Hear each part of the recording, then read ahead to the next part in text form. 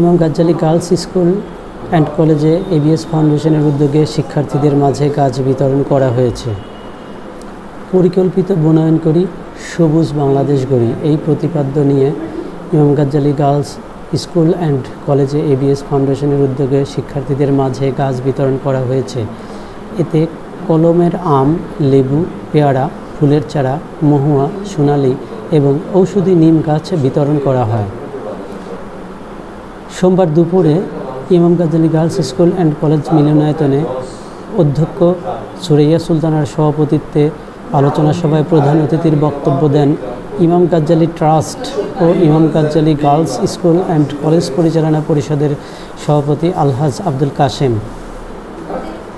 বিশেষ অতিথির বক্তব্য দেন এবিএস ফাউন্ডেশনের চেয়ারম্যান সাবেক বন কর্মকর্তা রোটারিয়ান মোহাম্মদ আলতাফ হোসেন, দৈনিক সিনসার সম্পাদক ও ইসামতি নদী উদ্ধার আন্দোলন পাবনার সভাপতি সহকারী অধ্যাপক এস.এম. মাহবুব আলম, নদী গবেষক ও রিভারাইন পিপলস পাবনা জেলা শাখার সভাপতি doctor Mansur Alam.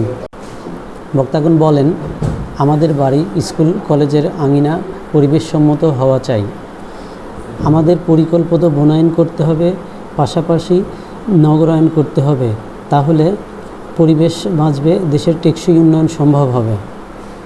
ABS foundation বিভিন্ন সরকারি, বেসরকারি ও কমিউনিটি এলাকায় শোভাবর্ধনকারী বিরল প্রজাতির বিলুপ্তপ্রায় ঔষধি ও ফলদ বৃক্ষের চারা বিতরণ ও রোপণ করে আসছে।